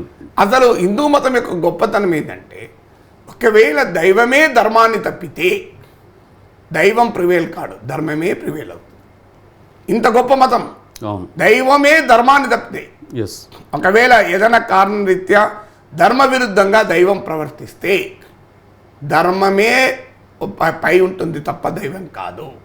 దైవం కూడా శిక్షారుడే, ఎస్. భగవంతుడు కూడా శిక్షారుడే ధర్మాన్ని తప్పితే. అందువల్ల ధర్మానికి అంత ప్రాధాన్యత ఇచ్చారు దైవం కన్నా కూడా. సో అలాంటి మతం రాచరిక భావాలే కాదు, ఇందులో మీరు మతరాజ్యానికి ఎప్పుడు కూడా ఒకే భాష కూడా ఉంటుంది. మీరు బ్రిటన్లో కాథలిక్ వాదమే కాదు, ఇంగ్లీష్ వాదం, అవును, ఫ్రెంచ్లో ఫ్రెంచ్ వాదం, ఫ్రెంచ్ వాదం, భారతదేశంలో కూడా మీరు గమనించండి హిందూ వాదం. ఎస్. హిందీని వేరుగా చూడడం లేదు, మీరు అవును, గమనించండి. అవును. అంటే ఒక మతాన్ని మాత్రమే కాదు, ఒక భాషను కూడా మతరాజ్యం కోరుకుంటుంది. ఎస్. మీరు గురు గోల్వాల్కర్ రాసిన వి అండ్ అవర్ నేషన్హుడ్ చదవండి, అందులో క్లియర్గా ఉంటుంది ఒకే మతం, ఒక భాష, ఒక సంస్కృతి అని. ఎస్. ఇది భారతీయత కాదు. ఎస్. ఇప్పుడు మీరు అమిత్ షా ఏమన్నాడు, హిందీ భారతీయ ఆత్మ అన్నాడు. రాజ్యాంగం ఏమంటుంది, రాజ్యాంగం గుర్తించిన అన్ని భాషలు భారతీయ ఆత్మ భారతీయం. అంటుంది. సో నా తెలుగు, నేను అందుకే ఆ రోజుల్లో అన్నాను, హిందీ భారతీయ ఆత్మ అయితే నా తెలుగు ఏమవుతుంది, ప్రేతాత్మ అవుతుందా? ఎస్. ఏం కావాలి నా తెలుగు. నా తెలుగు. అందువల్ల అక్కడ మతరాజ్యం కేవలం ఒక మతాన్ని, రాచరికాన్నే కోరుకోదు, ఒక మత ఆధిపత్యాన్నే కోరుకోదు, అట్లా అనుకున్నప్పుడు ఒక భాషాపరమైన ఆధిపత్యాన్ని కూడా కోరుకుంటుంది. అట్లా అనుకున్నప్పుడు సాంస్క్రిటే మన భారతదేశానికి ఇది సాంస్క్రిట్. అందుకనే కదా భాషాపరమైన ఆధిపత్యం కాదు, ఇంకోటి చెప్తాం గొప్ప, కులపరమైన ఆధిపత్యాన్ని కోరుకుంటుంది. ఎస్. మళ్ళీ అది ఇంకా ప్రమాదకరం. మీకు దానికి ఉదాహరణ చెప్తాను నేను. మధ్యప్రదేశ్లో ఇవాళ మధ్యాహ్న భోజన పథకంలో కోడిగుడ్లు ఇవ్వద్దు అని అక్కడ ప్రభుత్వం నిర్ణయించింది, ఎస్. బీజేపీ ప్రభుత్వం. కోడిగుడ్లు ఇవ్వద్దని. కోడిగుడ్లు తినడం అనేది తప్పు అని హిందూ మతంలో మెజారిటీ భావిస్తారా? భావించారు. ఎవరు భావిస్తారు? హిందూ మతంలో ఉన్న అగ్రకుల వ్యవస్థలో ఉన్న, అది కూడా కొద్దిమంది ఇలా అగ్రకులాల్లో కూడా గుడ్డేది చికెనే తింటున్నారు. ఎస్. అంటే కొద్దిమంది ఆహార అలవాట్లను నీవు మొత్తం ప్రజల ఆహార అలవాట్లుగా మారుస్తున్నావు. నేను ఈ మాట చెప్తున్నప్పుడు నేను శాకాహారిని, నేను చాలా స్ట్రిక్ట్ వెజిటేరియన్, గుడ్డు కూడా తిన్నాను. నేను తినకూడదని కాదు, నాకు ఇష్టం ఉండదు, స్ట్రిక్ట్ వెజిటేరియన్ నేను చెప్తున్నాను. నా ఆహార అలవాటు ఈ దేశంలో అత్యధిక ప్రజల ఆహార అలవాటు కాదు. నా ఆహార అలవాటు అత్యధిక ప్రజల ఆహార అలవాట్ల పైన రుద్దకూడదు. కానీ జరుగుతుంది ఏంటి, ఇవాళ మధ్యప్రదేశ్లో బీజేపీ ప్రభుత్వాలు వచ్చాక ఏం చేస్తున్నారు, అక్కడ ఇదివరకు మధ్యప్రదేశ్లో ఇదివరకు కూడా ఉంది, కోడిగుడ్డు నిషేధించడం కాదు, ఇవాళ an egg a day keep the doctor away అంటారు, ఎన్ యాపిల్ ఎ డే లాగానే. మీరు అసలు మెజారిటీ ప్రజలు కాదు, 90% హిందువులు మాంసాహారులు, శాకాహారులు కారు. సో 90% హిందువులు మాంసాహారులైనప్పుడు కేవలం అగ్రకుల అహంకార ఆధిపత్యానికి ప్రతీకగా ఉండే ఆహార అలవాట్లను మొత్తం హిందువులపై ఎలా రుద్దుతాం మేము? అంటే మతరాజ్యం అనేది కేవలము రాచరికాన్ని మాత్రమే కోరుకోదు, భాషాపరమైన ఆధిపత్యాన్ని కోరుకుంటుంది. భాషాపరమైన ఆధిపత్యమే కాదు, కులపరమైన ఆధిపత్యాన్ని కూడా కోరుకుంటుంది. తర్వాత ప్రాంతాల మధ్య ఉండే వైవిధ్యాన్ని కూడా అంగీకరించదు. మీరు గమనించండి, ఇప్పుడు కూడా మీరు గూగుల్లో కొట్టండి, Tarun Vijay comments on south India అని కొట్టండి, ఇప్పటికీ వస్తుంది. దక్షిణ భారతదేశంలో ప్రజలు బ్లాక్గా ఉంటారు, అయినా మేము వారితో కలిసిలేమా అన్నాడు ఆయన. తర్వాత ఉపసంహరించుకున్నాడు, కాదని నేను అంటలేను. కానీ ఆ భావం ఏంటి అంటే ఉత్తర భారతదేశ ఆధిపత్యం, అందులో కూడా మీరు గమనించండి. అంటే భాషాపరమైన ఆధిపత్యమే కాదు, ప్రాంతపరమైన ఆధిపత్యం. కానీ హిందూ మతం యొక్క గొప్పతనం ఏంటంటే అనేక ప్రాంతాల్లో అనేక ఆచారాలు ఉంటాయి. మేము ఇటీవల ఒక తెలంగాణ అమ్మాయి, ఆంధ్ర అబ్బాయి వివాహానికి సంబంధించిన ముందు అంటే పత్రిక పెట్టుకుంటారు కదా, ఆ కార్యక్రమంలో ఉన్నాను నేను. తెలంగాణ పురోహితుడు ఏమంటున్నాడు, ముహూర్తానికి జీలకర్ర బెల్లం పెడితే చాలు. ఆంధ్ర పురోహితుడు ఏమంటున్నాడు, కాదు ముహూర్తానికి పెళ్ళి ఓ తాళి కట్టాలి అని. ఇద్దరు హిందువులే, ఇద్దరు పురోహితులే, ఇద్దరు సద్బ్రాహ్మణులే, వేదాలు చదివిన వాళ్ళే. కానీ ఇద్దరిలో కూడా అంత తేడా ఉంది. ఒక తెలంగాణ పురోహితుడేమో జీలకర్ర బెల్లాన్ని పెట్టాలి. మనకు అదే తెలంగాణలో అదే అదే కీలకమైన ముహూర్తం. తెలంగాణలో జీలకర్ర బెల్లమే పెడతారు ముహూర్తానికి. అంతే. మీరు గమనించండి, జీలకర్ర బెల్లం పెట్టినాక కొంత గ్యాప్ వస్తుంది. అవును. ఆ గ్యాప్ పీరియడ్ లో వేదికనెక్కి మనం వధువులను కూడా ఆశీర్వదిస్తాం. అక్షింతలు వేస్తారు అందరూ. అక్షింతలు ఇస్తారు. మంగళసూత్రం కట్టేదా కూడా ఉండని వెళ్ళిపోయే వాళ్ళు కూడా ఉంటారు. అవును. జీలకర్ర బెల్లం పెడితే ఇక తంతు అయిపోయినట్టు. అంత అయిపోయినట్టే. ఇక్కడ తర్వాత మంగళసూత్రం కడతారు. కానీ ఆంధ్రలో అలా కాదట. ఆంధ్రలో పురోహితుడు చెప్పింది లేదు, ముహూర్తానికి ఖచ్చితంగా తాళి మంగళసూత్రమే కట్టాలి. అంటే ఆచారాల్లో ఉన్న తేడా. అంటే హిందూ ధర్మాన్ని, హిందూ మతం ఆధారంగా వివాహం చేసుకోవడంలో కూడా ఇన్ని తేడాలు ఉన్నాయి. ఎస్. ఈ వైవిధ్యాన్ని లేదు నా జీలకర్ర బెల్లమే కావాలి అని ఒక తెలంగాణ వాళ్ళు, లేదు నా మంగళసూత్రమే ముహూర్తం అనే దాన్ని మనం కోరుకుంటామా? అయ్యా, హిందూ మతం అది అంగీకరించదు. అందుకే అన్నారు కదా, ఆకాశాన్ని చర్మంగా ధరించమని అన్న ఒక గొప్ప మతం ఇది. అందువల్ల మీకు నేను ఇతర సందర్భాలు కూడా చెప్పాను. మహాభారతాన్ని రాసిన వేదవ్యాసుడు ఒకే ఒక్క శ్లోకంలో చెప్తాడు. ఒక శ్లోకంలో మొత్తం చెప్పమంటే ఒక్క శ్లోకం కాదు, 6 శ్లోకంలో చెప్తాడు. కోటి గ్రంథాల సారం, ఒక మహాభారతం కాదు, కోటి గ్రంథాల సారం. నేను సంస్కృతం వచ్చిన వానికి కాదు, మీరు ఎవరికైనా మీరు గూగుల్లో కొట్టినా దొరుకుతుంది. ఏ పెద్దవాళ్ళని చెప్తారు. పరోపకారాయ పుణ్యాయ పాపాయ పరపీడనం అంటాడు. ఇది కోటి గ్రంథాల సారం 6 శ్లోకంలో చెప్తున్నా అంటాడు వేదవ్యాసం. పరోపకారాయ పుణ్యాయ పాపాయ పరపీడనం. ఇవాళ పరపీడనం పాపమని మహాభారతంలో వేదవ్యాసులు చెబితే, ధర్మ సంస్థలో ఏం చెప్తున్నాం? హింస, విద్వేషం. ఇది మహాభారతం అంగీకరిస్తుందా? వేదవ్యాసులు అంగీకరిస్తాడా? ప్రశ్నిస్తే దైవద్రోహి, ధర్మద్రోహి అంటారు. కానీ మహాభారత కథ ఓ కుక్క జనమేజయుణ్ణి, అంటే అర్జునుని మునిమనవడైన జనమేజయుణ్ణి ప్రశ్నించడంతో మొదలవుతుంది. ఆదిపర్వంలో సారమేయ వృత్తాంతం చూడండి మీరు. ఓ కుక్క ప్రశ్నిస్తుంది, ఏ తప్పు చెయ్యని నా బిడ్డను ఎందుకు కొట్టారు మీరు అని ప్రశ్నిస్తుంది. మీకు మహాభారతంలో జొన్నపిండి కథ ఉంటుంది. జొన్నపిండి కథ ఏంటంటే, కురుక్షేత్రంలో యుద్ధానికి ముందు ఒక పేద బ్రాహ్మణుడు నివసించేవారు. జీవితమంతా ఆయన ధర్మంతో నడిపాడు. ఆ ఊరిలో ఉన్న జొన్న చెట్ల చేన్ల దగ్గరికి వెళ్ళి, పొలాల దగ్గరికి వెళ్ళి ఆ పడిపోయిన జొన్నలు ఏరుకుని తినేవారు. సో ఒక అతిథి ఎవరైనా వస్తే తాము ఆగి అతిథి పెట్టేవారు. ఒకరోజు వీళ్ళు కరువు వస్తుంది, చాలా అసలు ఎక్కడ ఏమీ దొరకదు. చివరకు కొన్ని జొన్నలు దొరికితే పట్టుకొచ్చుకుంటారు. వాళ్ళు నలుగురు, తండ్రి, తల్లి, కొడుకు, కోడలు. వాళ్ళు తినే సమయానికి అతిథి వస్తాడు. అతిథికి భర్త తన పాలు పెడతాడు. అప్పుడు ఆయన ఇంకా ఆకలి తినకపోతే భార్య పెడుతుంది, కొడుకు పెడతాడు, కోడలు పెడతారు. అక్కడ కొంత జొన్నపిండి చిలికిపోతుంది. ఆ చిలికిన జొన్నపిండి పైన ఒక ముంగీస తన శరీరాన్ని అటు ఇటు పొర్లుతే అది కేవలం సగం శరీరమే కవర్ చేస్తే, ఆ జొన్నపిండి ప్రభావంతో, అంతటి ధర్మమూర్తి గృహంలో జరిగిన కార్యక్రమంలో జొన్నపిండి ప్రభావంతో ఆ ముంగీస సగం శరీరము బంగారు వర్ణం అవుతుంది. అప్పుడు మిగతా సగం బంగారు వర్ణం కావటానికి కురుక్షేత్ర మహాసంగ్రామం తర్వాత చక్రవర్తిగా ధర్మరాజు పట్టాభిషేకం చేశాక అశ్వమేధ యాగం చేస్తారు. ఆ అశ్వమేధ యాగం ఒక గొప్ప యాగం, అనేక రకాల పుణ్యాలు ఇస్తే అద్భుతమైన యాగం. అలాంటి అశ్వమేధ యాగంలో అనేక ధర్మకోవిదులు, పండితులు, మహాపండితులు, గురువులు హాజరయ్యారు కనుక ఆ అశ్వమేధ యాగశాలలో పొర్లితే తన మిగతా శరీరము బంగారు వర్ణమై తన ఆశతో వస్తుంది. కానీ జరగదు. అప్పుడు ఆ ముంగీస వచ్చి ధర్మరాజు కొలువులో అందరి ముందర చెప్తుంది, ఈ అశ్వమేధ యాగం, ధర్మరాజు చేసిన అశ్వమేధ యాగం కన్నా ఆ పేద బ్రాహ్మడు ఇంట్లో జరిగిన దానమే గొప్పది అంటే. ఇదయ్యా మహాభారతం, ఇదయ్యా హిందూ మతం, ఇదయ్యా హిందూ ధర్మం. హిందూ ధర్మం ఎగ్జిబిషన్ దాన్ని కోరుకోదు. హిందూ ధర్మం రాడికలైజేషన్ కోరుకోదు. హిందూ ధర్మం అథారిటేరియన్ కోరుకోదు. ఏ దేవుని ఆధిపత్యాన్ని కోరుకోదు, ఏ మత గ్రంథం ఆధిపత్యాన్ని కోరుకోదు, ఏ ఆరాధనాస్థల ఆధిపత్యాన్ని కోరుకోదు. ఇది హిందూ మతం అనేది.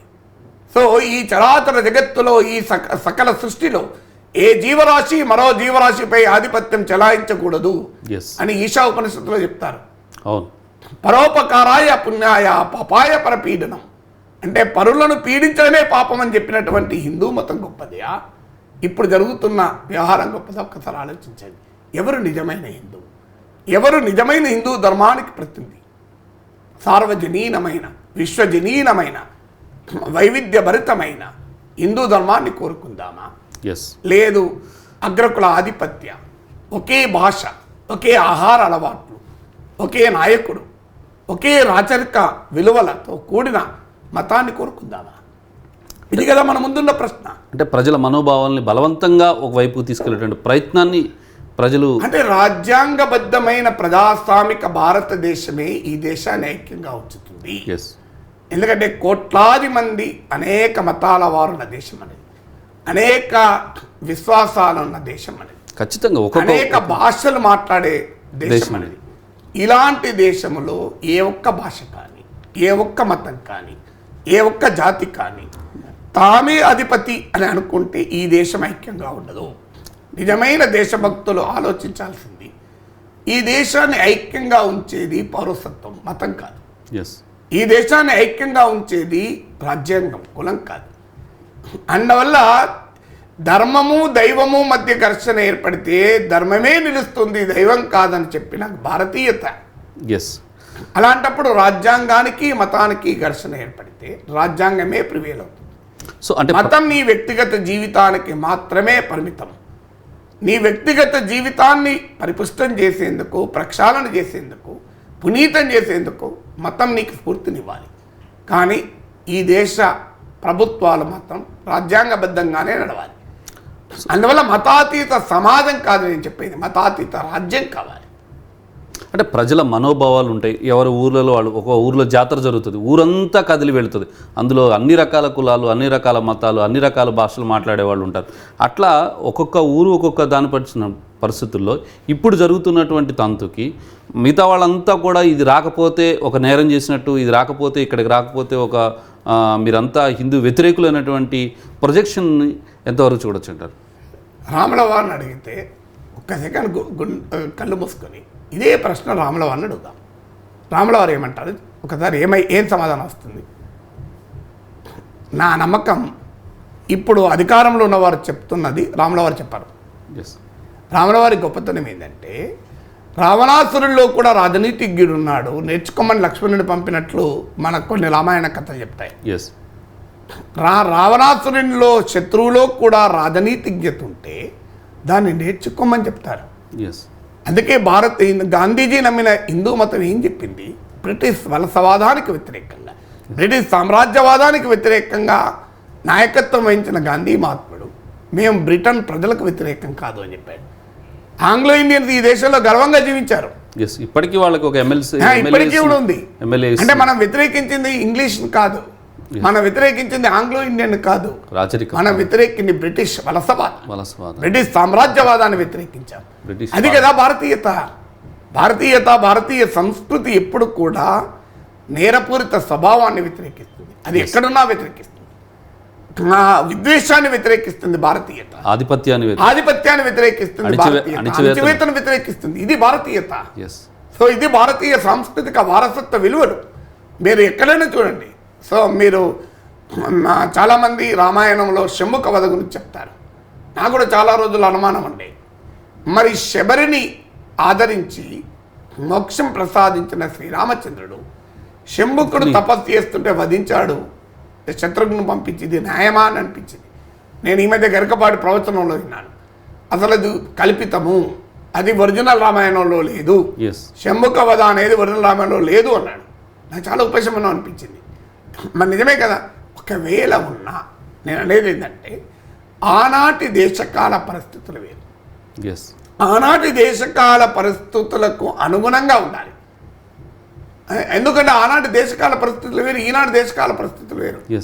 ఒకరోజు సతీ సహగమనం ఆచారం హిందూ మతంలో, సతీ ఆలయాలు కట్టారు. ఈరోజు అంగీకరిస్తామా దాన్ని? మరి హిందూ మతంలో ఉంది కదా, అంగీకరించాలంటే ఒప్పుకుంటామా? ఒప్పుకోం. అందువల్ల ఆధునిక కాలానికి ఏది ఉపయోగపడుతుందో అది మనం తీసుకోవాలి. ఆధునిక ఇవాళ నేను తమ్ముడిని అనుకోండి, నేను మా అన్నయ్య కోసం జీవించాలి, నా కోసం వద్దు. అదే కదా లక్ష్మణుడు జీవించింది. రాముని కొరకే కదా తన జీవితాన్ని అంకితం చేసింది. అంటే నేను మా అన్నయ్య వదిన వెంబడే ఉండాలి. ఎస్ నేను హైదరాబాద్లో ఉన్న, మా అన్నయ్య అమెరికాలో ఉన్నాడు. ఎస్ మరి హిందూ మతాన్ని నేను ద్రోహం చేస్తున్నానా? ఎస్ నేను రాముల వారిని పాటించడం లేదా? అంటే అలా ఉండదు. ఎందుకు ఉండదు అంటే ఆధునిక కాలానికి అన్వయించుకోవాలి. ఆనాడు సరైనది కావచ్చు.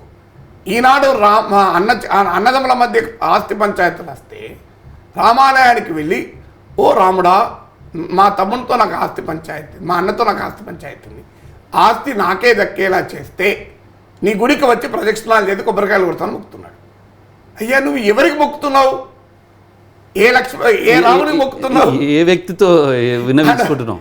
నువ్వు లక్ష్మణుడు అన్నతో 14 ఏళ్ళు అడవులకు వెళ్ళాడు, భార్యను వదిలేసి. అలాంటి రామునికి నువ్వు ఏమని మొక్కుతున్నావు? తమ్ముని కాకుండా ఆస్తి నాకు ఇవ్వమని మొక్కుతున్నావు. రాముల వారు ఇస్తారా? రాముల వారు అంగీకరిస్తారా? రాముల వారు భరతుడికి రాజ్యం ఇచ్చేశాడే, రాజ్యం తీసుకోమని కూడా భరతుడు ఒప్పుకోలేదు, రాముల వారు ఒప్పుకోలేదే. రాజ్యము స్వచ్ఛందంగా భరతునికి ఇచ్చేస్తే ఆ భరతుడు కూడా రాముల వారి పేరిటనే పాదుకలు పెట్టి పాలించాడే. అలాంటి అన్నదమ్ములు రామాయణం చెప్తుంటే ఆ రాముల వారి దగ్గరికి వెళ్ళి మా అన్న పైన తమ్ముడి పైన ఆస్తిగా కాదాలో గెలవాలని మొక్కుతున్నాం. మనం ఎక్కడికి పట్టుకొచ్చాం? అందువల్ల మనం మతము నుంచి గొప్ప విలువలు తీసుకోవాలి. సో అందువల్ల ఇవాళ అప్పటి రోజుల్లాగా సాధ్యం కాకపోవచ్చు.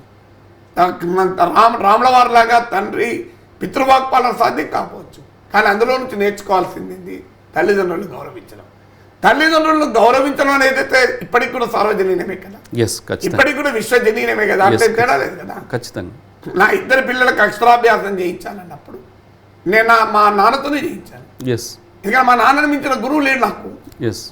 మా నాన్నని మించిన మా నాన్న అన్నాడు, లేదా ఎవరన్నా పురోహితుని పిలుద్దాం అన్నాడు. నాన్న, మిమ్మల్ని మించిన దైవం లేదు నాన్న, మాకు మిమ్మల్ని మించిన గురువు లేదు. మా గృహప్రవేశం కూడా మా అమ్మా నాన్నలకు కాళ్ళు పెట్టి ఇంట్లోకి ఎంటర్ అయ్యా. ఇప్పటికీ భారతీయులు అది ఉంది, హిందూ మతంలో అది ఉంది. దేవగణాధిపతి పదవికి పోటీ పడితే కుమారస్వామి రివ్వున తన శక్తి సామర్థ్యాలను నమ్ముకుంటే వినాయకుడు తల్లిదండ్రుల చుట్టూ ప్రదక్షిణ చేసి, అది కదా హిందూ మతం చెప్పేది. అది సార్వజనీనం అని చెప్పి తండ్రి నువ్వు అడవులో పో అంటే అడవులో పోతారా? ఇప్పుడు పోడు. తండ్రి చెప్పిండు అనుకో, నీ ఆస్తి అంతా వదిలేసి అనాథాశ్రమం వదిలేయొద్దు, వదిలేయకపోతే వాడు హిందూ ధర్మానికి వ్యతిరేకమా? అందువల్ల ఏ మత విలువలనైనా ఆధునిక కాలానికి అన్వయించుకోవాలి. ఆధునిక కాలానికి అన్వయించుకొని మనం దాన్ని ముందుకు తీసుకెళ్ళినప్పుడే ఆ మతము, ఆ ధర్మము 10 కాలాల పాటు ఉంటుంది. మీరు ఇంకొక ఉదాహరణ చెప్తాను మీకు. 2 రకాల దేశాలు చెప్తాను. Japan, south Korea, Singapore. ఇదొక రకం బాగా అభివృద్ధి చెందిన దేశాలు. ఈ 3 దేశాల్లో కూడా మతము ప్రజా జీవితంలో ఎంటర్ కాదు, మతం రాజ్యంలో జోక్యం చేస్తాం. ఇక ఇంకో 3 దేశాలు చెప్తాను. ఇరాన్, శ్రీలంక, పాకిస్తాన్. పాకిస్తాన్ అంటే పక్క పెడదాం, మొదటి నుంచి దరిద్ర దేశంగానే ఉన్నది, పక్క పెడదాం. ఇరాన్, ఇరాక్ నీకు ఒకప్పుడు విజ్ఞాన భాండాగారాలు. మీరు యూఫ్రటిస్, టిగ్రస్ నదులు ఉంటాయి. యూఫ్రటిస్, టిగ్రస్ నదుల్లో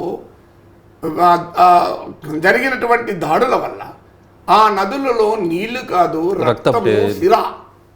రక్తమే కాదు, సిరా అంటే అనేక గ్రంథాలు నాశనం అయ్యాయి.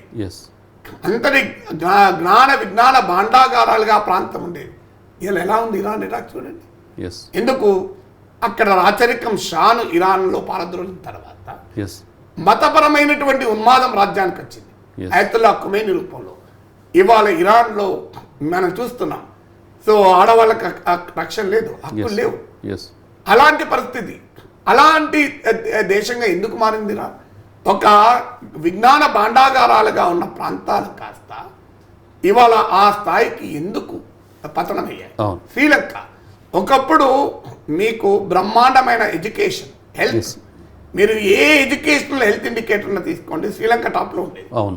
శ్రీలంక ఇది వెల్ ఎడ్యుకేటెడ్ కంట్రీ, చాలా స్టాండర్డ్స్ ఉండేవి. అలాంటి దేశంలో సింబలా జాతే మాత్రమే ఈ దేశానికి నాయకత్వం ఉండాలి, బౌద్ధ మతం మాత్రమే ఉండాలి. బౌద్ధ మతం ఎంతటి శాంతియుత మతం, ఎంతటి సహనశీల మతం. అలాంటి బౌద్ధ మతం మియన్మార్లో మనం ఏం చేస్తున్నారో చూస్తున్నాం కదా. ఎస్ సో పిల్లల్ని తీసుకొచ్చి మంటల్లో వేస్తున్నారు రోహింగ్యా పిల్లల్ని. ఎస్ ఇది బౌద్ధ మతం అంగీకరిస్తా. బుద్ధుడు సంగం శరణం గచ్చామి చెప్పాడే. బుద్ధుడు బోధించినటువంటి శాంతి ఎవరు బోధించలేదు. అవును. అలాంటి బుద్ధుడిని నమ్మే వాళ్ళు ఏం చేస్తున్నారో చూడండి. అంటే వాళ్ళు ఏ మతమైనా కాదు, జైన మతం క్రిమికీటకాలకు కూడా హాని చేయకూడదు అని చెప్తుంది. అవును. కానీ వర్తమాన మహావీరుడు శ్వేతాంబరుడా దిగంబరుడా అని చెప్పి చంపుకున్నారు. అవును. అయ్యా ఇదెక్కడి మీరు శ్రీలంక సింహలవాదం అలాగే బౌద్ధ మతం మాత్రమే ఉండాలి, తమిళ్ ఉండకూడదు, హిందువులు ఉండకూడదు, ముస్లింలు ఉండకూడదు అన్నప్పుడు శ్రీలంక ఈరోజు ఏ గతి పట్టింది చూస్తున్నాం. చాలా దారుణం. సివిల్ వార్కి అయిపోయి శ్రీలంక ఇవాళ అప్పుల ఊబిలో కూరుకుపోయి ఒక నిరుపేద దేశమైంది. లేకపోతే ఇవాళ శ్రీలంక సాఫ్ట్వేర్ రంగంలో కూడా అగ్రగం ఉండేది.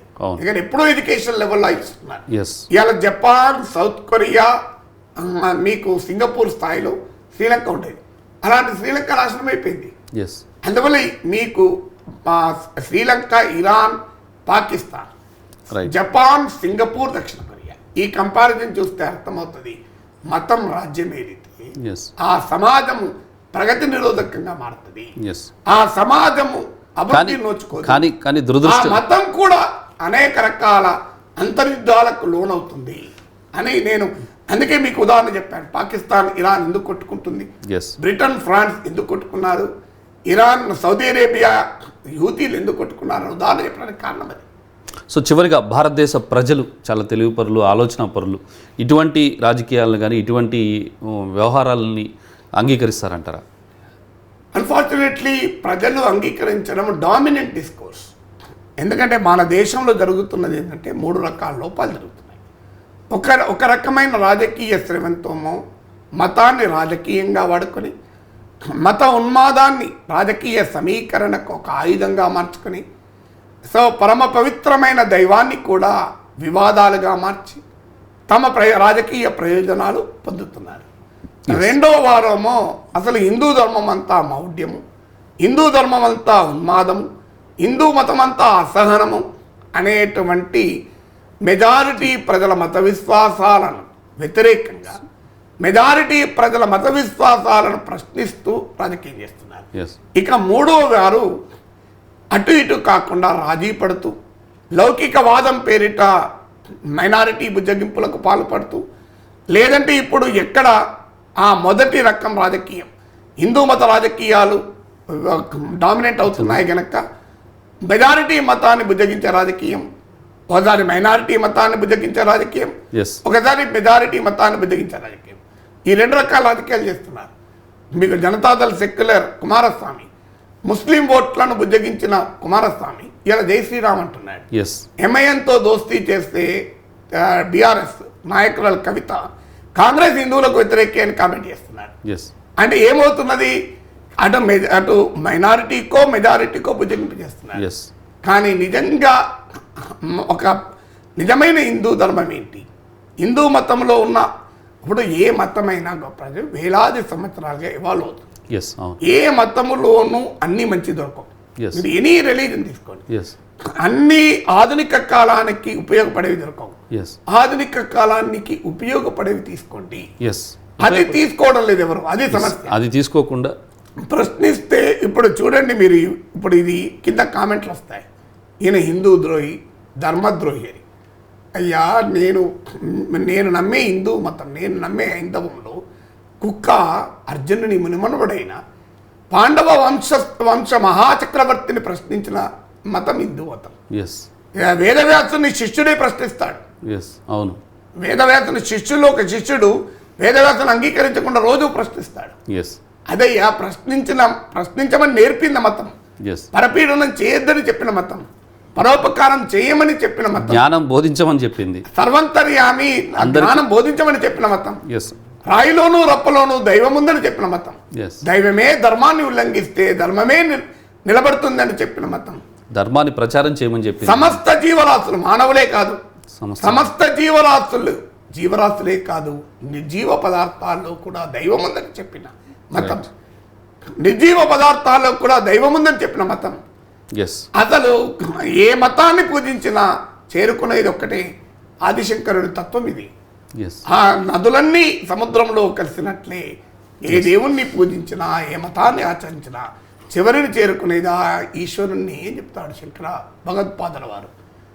రామకృష్ణ అదే చెప్తాడు, ఎస్ రహదారులు ఏదైనా ఉండేది చేరే చోటు ఒక్కటే ఎస్ అని చెప్తాడు. ఖచ్చితంగా అలాంటి మతం, అలాంటి మతానికి ప్రతినిధి, అలాంటి నేను గుడిలో పూజలు చేస్తాను, నేను మసీదులో ప్రార్థనలు జరుపుతాను, నేను శిలువ ముందు మొక్కరిల్లుతాను, నేను భవిష్యత్తులో మానవ సమాజం ఆవిష్కరించే నూతన రకాల ఆరాధనా పద్ధతులకు నా ఉదయపు తలుపులు తెరిచే ఉంచుతాను ఎస్ అన్న భారతీయతకు మనం వారసులుగా ఉందామా?